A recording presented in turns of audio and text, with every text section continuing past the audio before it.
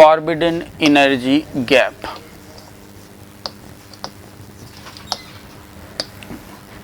Forbidden energy gap. तो अगर हम forbidden energy gap की बात करें तो it is denoted by, है ना, it is denoted by EG और कैपिटल EG, है ना। होता क्या है ना, यहाँ पे अगर हम बात करें तो ये होता क्या है,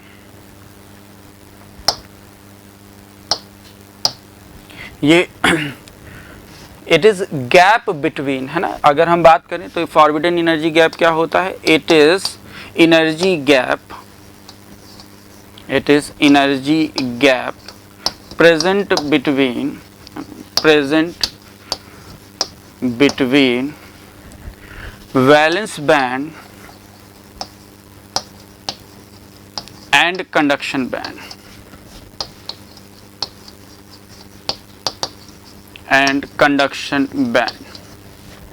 तो यार यहाँ से देखिए, अगर अपन देखें तो आपके पास ये क्या होता है, ये देखिए ये आपके पास गैप ही होता है। तो यहाँ से देखिए अगर अपन बात करें तो ये लेटर सपोज ये आपके पास वैलेंस बैंड है और ये आपके पास अगर कंडक्शन बैंड है, तो आपके पास इन दोनों के बीच का जो एनर्जी गैप होता है, क्योंकि ये देखिए ये आपके पास एनर्जी गैप ही तो होता है, ये आपके पास देखिए ये ईवी में मेजर होता है ना, ये अभी हम लोगों ने सीखा है ना, ये अभी हम लोगों ने सीखा है। तो आपके पास यहाँ पे ये एनर्जी गैप होता है ना, ये आपके पास एनर्जी गैप होता है। तो अगर अपन बात करें तो जो आपके पास फॉरबिडन एनर्जी गैप होता है, इसको किस में मेज़र करते हैं, तो किस में मेज़र करते हैं, इलेक्ट्रॉन वोल्ट में, है ना। ये देखिए इसको किस में मेज़र करेंगे अपन, इलेक्ट्रॉन वोल्ट में, है ना। ये आपके पास ये देखिए यही गैप होता है, तो ये आपके पास क्या है, इलेक्ट्रॉन वोल्ट। तो यहाँ पे आपके पास ये इलेक्ट्रॉन वोल्ट में इसको मेज़र करते हैं। चलिए तो ये आपके पास देखिए ये होता है EG और कैपिटल EG। नेक्स्ट अगर हम बात करें तो एक क्वेश्चन यहाँ से पूछा जाता है कि क्या फॉरबिडन एनर्जी गैप में, या ऐसा क्वेश्चन पूछ लिया जाता है कि आपके पास वो रीज़न बताइए जहाँ पे probability of finding electron zero हो, है ना, probability of finding electron zero हो, और वो बोलेंगे आपसे कि वैलेंस बैंड में क्या होता है, कंडक्शन बैंड। तो ये फॉरबिडन एनर्जी गैप किस में आपके पास ज़ीरो होता है, तो आपके पास किस में ज़ीरो होगा, आपके पास ये ज़ीरो होगा फॉरबिडन एनर्जी गैप में। क्यों ज़ीरो होगा, क्योंकि यहाँ पे कोई भी अलाउबल एनर्जी लेवल आपके पास प्रेजेंट नहीं होता है जहाँ पे इलेक्ट्रॉन स्टे कर सकें। तो इसका मतलब कि ये है कि अगर इलेक्ट्रॉन निकलेगा तो आपके पास वो या तो कंडक्शन बैंड में जाएगा या तो वो कहाँ रहेगा, वैलेंस बैंड में ही रहेगा। वैलेंस बैंड में जो इलेक्ट्रॉन प्रेजेंट होते हैं उन्हें कौन सा इलेक्ट्रॉन बोलते हैं, वैलेंस इलेक्ट्रॉन, है ना। उन्हें कौन सा इलेक्ट्रॉन बोलेंगे, वैलेंस इलेक्ट्रॉन। क्लियर है। चलिए तो अब हम लोग यहाँ से देखते हैं कि आपके, अच्छा एक नोट में भी यहाँ पे पॉइंट लिख लीजिए, इट इज़ अ रीज़न, है ना, it is a reason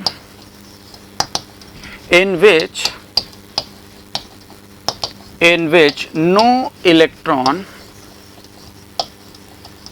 can stay, no electron can stay, as there is no allowable energy state is present, energy state is present. यहाँ पे कोई भी अलाउबल एनर्जी लेवल या energy state present नहीं होता है जहाँ पे इलेक्ट्रॉन स्टे कर सके। इसका मतलब यहाँ पे जो प्रोबेबिलिटी ऑफ फाइंडिंग इलेक्ट्रॉन होती है फॉरबिडन एनर्जी गैप में, वो आपके पास क्या होती है, ज़ीरो होती है। क्लियर है। चलिए नेक्स्ट, यहाँ पे कुछ मैं आपके लिए एक्सपेरिमेंटल रिजल्ट लिख रहा हूँ, इम्पॉर्टेंट है आपके एग्ज़ाम्स पॉइंट ऑफ व्यू से, और वहाँ से कुछ हम लोग रिज़ल्ट भी निकालने की कोशिश करेंगे कि आपके पास फॉरबिडन एनर्जी गैप का टेम्परेचर पे क्या इफ़ेक्ट होता है, वो हम यहाँ पे देखने की कोशिश करेंगे। तो यहाँ पे देखिए EG at 300 kelvin, EG at room temperature और 300 केल्विन, है ना। EG एट रूम टेम्परेचर मतलब 300 केल्विन फॉर सिलिकॉन, है ना, फॉर सिलिकॉन। अगर हम यहाँ पे बात करें कि आपके पास जो फॉरबिडन एनर्जी गैप होगा, है ना, फॉरबिडन एनर्जी गैप जो होगा वो आपके पास रूम टेम्परेचर पे सिलिकॉन के लिए कितना होगा। तो ये एक्सपेरिमेंटल रिजल्ट है। तो यहाँ पे आपके पास ये कितना हो जाता है 1.12 इलेक्ट्रॉन वोल्ट।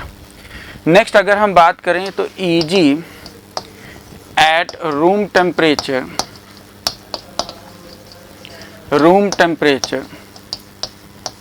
फॉर जर्मेनियम, है ना, फॉर जर्मेनियम।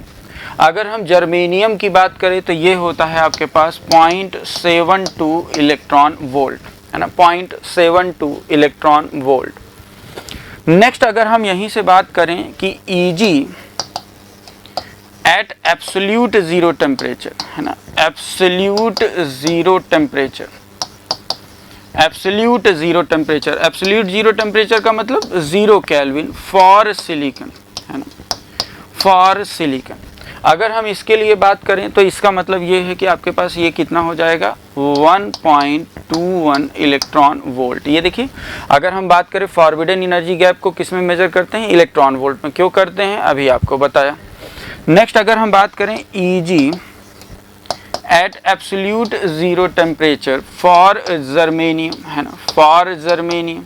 तो फॉर जर्मेनियम क्या हो जाएगा आपके पास, ये हो जाएगा 0.78 इलेक्ट्रॉन वोल्ट, है ना, 0.78 इलेक्ट्रॉन वोल्ट। अब जरा इन चारों पॉइंट्स को हम लोग थोड़ा सा ऑब्जर्व करेंगे कि यहाँ से हम लोग टेम्परेचर से किस तरीके से फॉरबिडन एनर्जी गैप में एक रिलेशन निकाल सकते हैं या कुछ बता सकते हैं कि टेम्परेचर का फॉरबिडन एनर्जी गैप पे इफ़ेक्ट किस तरीके का होता है। तो यहाँ से अगर अपन बात करें तो ये देखिए, चलिए यहाँ से देखिए, अगर हम बात करें 0 केल्विन, अगर मैं सिलिकॉन की बात करता हूँ और ये आपके पास देखिए 0 केल्विन है, तो यहाँ पे जो आपके पास फॉरबिडन एनर्जी गैप है वो आपके पास कितना है 1.21 इलेक्ट्रॉन वोल्ट, है ना, 1.21 इलेक्ट्रॉन वोल्ट।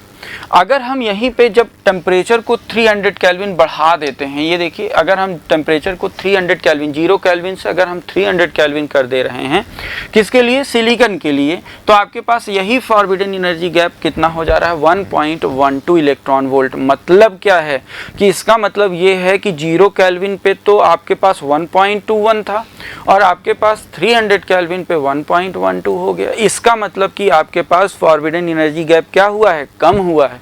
चलिए यहाँ पे जर्मेनियम के लिए भी देख लेते हैं। अगर हम जर्मेनियम के लिए बात करें तो देखिए 0 केल्विन पे, देखिए 0 केल्विन पे ये है आपके पास, देखिए 0.78, है ना, ये आपके पास है 0.78। यहीं पे अगर मैं 300 केल्विन की बात करूं जर्मेनियम के लिए तो आपके पास ये हो जाता है 0.72, है ना, ये आपके पास हो जाता है 0.72। मतलब क्या है, यहाँ पे भी जब 0 केल्विन था, एब्सोल्यूट जीरो टेम्परेचर था, तो आपके पास देखिए फॉरबिडन एनर्जी गैप 0.78 था, मतलब ज़्यादा था। और जैसे जैसे आप टेम्परेचर को बढ़ा रहे हैं, मतलब 300 केल्विन पे जब बात कर रहे हैं, तो वहाँ पे आपके पास 0.72 हो रहा है। इसका मतलब क्या हुआ, इसका मतलब ये हुआ कि आपके पास टेम्परेचर जब आप बढ़ा रहे हैं तो फॉरबिडन एनर्जी गैप कम हो रहा है। तो यहाँ से बहुत इम्पॉर्टेंट एक हम लोग रिज़ल्ट निकालते हैं कि अगर हम यहाँ पे बात करें तो जो आपके पास Eg होता है ना, जो आपके पास Eg होता है वो आपके पास होता है inversely proportional to 1 upon temperature. मतलब क्या है कि अगर आप टेम्परेचर को बढ़ाएंगे तो आपके पास फॉरबिडन एनर्जी गैप कम होगा, है ना। अगर आप टेम्परेचर को बढ़ाएंगे तो आपके पास फॉरबिडन एनर्जी गैप आपका क्या होगा, कम होगा। और अगर आप टेम्परेचर को डिक्रीज़ करेंगे तो आपके पास फॉरबिडन एनर्जी गैप क्या होगा, इंक्रीज़ होगा, है ना, फॉरबिडन एनर्जी गैप इंक्रीज़ होगा। तो चलिए आइए समझते हैं कि फॉरबिडन एनर्जी गैप का फिजिकल सिग्निफिकेंस क्या होता है, फिजिकल मीनिंग क्या होता है, हम लोग ज़रा उसके बारे में हम लोग थोड़ा सा यहाँ पे देखने वाले हैं ना। तो चलिए यहाँ पे देखते हैं कि आपके पास क्या है। चलिए, इसका मतलब ये हो गया कि अगर मुझे एक वैलेंस इलेक्ट्रॉन, ये देखिए यहाँ पे अगर आपसे पूछ लिया जाए कि वैलेंस बैंड में क्या प्रेजेंट होता है तो आपका जवाब होगा कि इस पूरी लैटिस को मैं उठाऊंगा। ये देखिए, ये जो सिलिकॉन की पूरी लैटिस है इसको आप उठाइए और इस सिलिकॉन की पूरी लैटिस को कहाँ पे डाल दीजिए, वैलेंस बैंड में डाल दीजिए। ये देखिए यहाँ पे वैलेंस बैंड, मतलब जो कोवैलेंट बॉन्डिंग होगी जो प्रेजेंट होगी वो भी कहाँ प्रेजेंट होगी, आपके पास वैलेंस बैंड। जो आपके पास वैलेंस इलेक्ट्रॉन होंगे वो भी कहाँ कहाँ प्रेजेंट होंगे, वैलेंस बैंड में प्रेजेंट होंगे, है ना, वैलेंस बैंड प्रेजेंट होंगे। तो इसका मतलब ये हो गया कि अगर हम बात करें, अगर एक इलेक्ट्रॉन को, ये देखिए यहाँ पे देखिए, अगर हम बात करें तो ये क्या है आपके पास, ये कोवैलेंट बॉन्ड है ना, ये आपके पास कोवैलेंट बॉन्ड है। ये देखिए ये आपके पास कोवैलेंट बॉन्ड है। ये क्या है आपके पास, ये देखिए ये जो छोटे छोटे आपके पास इस तरीके से दिखाई दे रहे हैं, ये क्या है आपके पास, वैलेंस इलेक्ट्रॉन है ना, ये आपके पास वैलेंस इलेक्ट्रॉन है, ये आपके पास न्यूक्लियस है। तो इसका मतलब क्या है कि अगर मान लीजिए एक इलेक्ट्रॉन को अगर कंडक्शन बैंड में जाना है, इसका मतलब हायर एनर्जी लेवल्स में जाना है, तो इसके जो हायर एनर्जी लेवल्स हैं वो कहाँ पे प्रेजेंट है, कंडक्शन बैंड में। तो इसका मतलब यहाँ पे तो सारे वैलेंस इलेक्ट्रॉन हैं, और जो वैलेंस इलेक्ट्रॉन हैं वो सारे के सारे बॉन्डिंग में ही तो प्रेजेंट हैं। तो इसका मतलब यहाँ पे आपको एनर्जी सप्लाई करनी पड़ेगी, और वो कितनी एनर्जी सप्लाई करनी पड़ेगी वो महत्वपूर्ण है। मतलब क्या है कि अगर आपके पास, अगर आपको ये दरिया है, ऐसा समझें कि ये एक दरिया है, मान लीजिए कि आप एक नदी के किनारे खड़े हैं और आपके पास बीच में एक दरिया है, आपको उस पार जाना है, तो अगर आपके पास उस दरिया को पार करने लायक क्षमता होगी तभी तो आप उसमें कूदेंगे। अदरवाइज आप मान लीजिए बहुत उत्साही हैं और आप कूद भी जाते हैं नदी में, तो भी आप कुछ देर बाद जब आप डूबने लगेंगे तो वापस आ जाएंगे उसी पार जहाँ पे आप खड़े थे पहले, है ना। लेकिन अगर आपके पास उस पार जाने लायक अगर एनर्जी होगी तो आप लगातार पार कर ही जाएंगे, उस पार पहुँच ही जाएंगे। तो इसका मतलब क्या है कि अगर मुझे वैलेंस बैंड से अगर इलेक्ट्रॉन को कंडक्शन बैंड में भेजना है ना, तो इसका मतलब ये है कि मुझे इतना एनर्जी तो चाहिए ही चाहिए। तो इसका मतलब यहाँ से एक बहुत इम्पॉर्टेंट कंसेप्ट निकल के आता है कि अगर इतनी एनर्जी चाहिए तो इसका मतलब यह है कि यहाँ से जब कोवैलेंट बॉन्ड टूटेगा, जब वो इलेक्ट्रॉन वहाँ से आज़ाद होगा बॉन्डिंग से, जब वो जो वैलेंस इलेक्ट्रॉन है जब वो आज़ाद होगा यहाँ से, तभी तो वो कंडक्शन बैंड में पहुँचेगा। तो इसका मतलब है कि अगर मुझे एक कोवैलेंट बॉन्ड को ब्रेक करना है, कहाँ कोवैलेंट बॉन्ड को ब्रेक करना है, वैलेंस बैंड में ब्रेक करना। क्यों सर? क्योंकि आपने देखा है कि ये जितनी भी चीजें हैं ये सारी की सारी कहाँ पे प्रेजेंट है, वैलेंस बैंड में प्रेजेंट है। क्यों प्रेजेंट है? क्योंकि आपने जो वैलेंस बैंड बनाया है वो किसकी एनर्जी के क्लस्टर को बनाया है, आपने वैलेंस शेल की एनर्जी में जो डेविएशन हुआ था या वैलेंस इलेक्ट्रॉन की एनर्जी में जो डेविएशन हुआ था उसके क्लस्टर को, उसको सम अप करके ही आपने वैलेंस बैंड को बनाया है। तो इसका मतलब ये हो गया कि आपके पास एक वैलेंस, अगर आपको एक वैलेंस इलेक्ट्रॉन को या एक कोवैलेंट बॉन्ड को अगर ब्रेक करना है तो आपको मिनिमम कितनी एनर्जी की रिक्वायरमेंट होगी, विड्थ ऑफ, है ना, width of forbidden energy gap के बराबर। मतलब एक कोवैलेंट, यहाँ से बहुत इंपॉर्टेंट कंसेप्ट आपके पास निकल के आता है। तो ये फिजिकल सिग्निफिकेंस है आपके पास for breaking of covalent bond, for breaking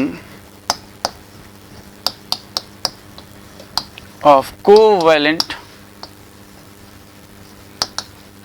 bond in a semiconductor,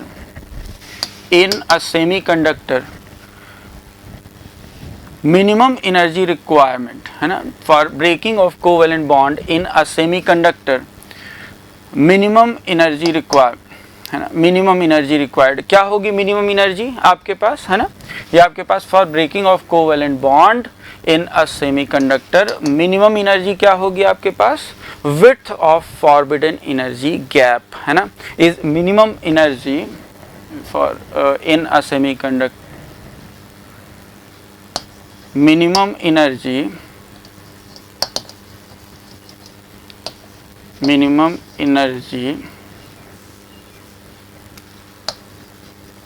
minimum energy required is equal to the width of forbidden energy gap,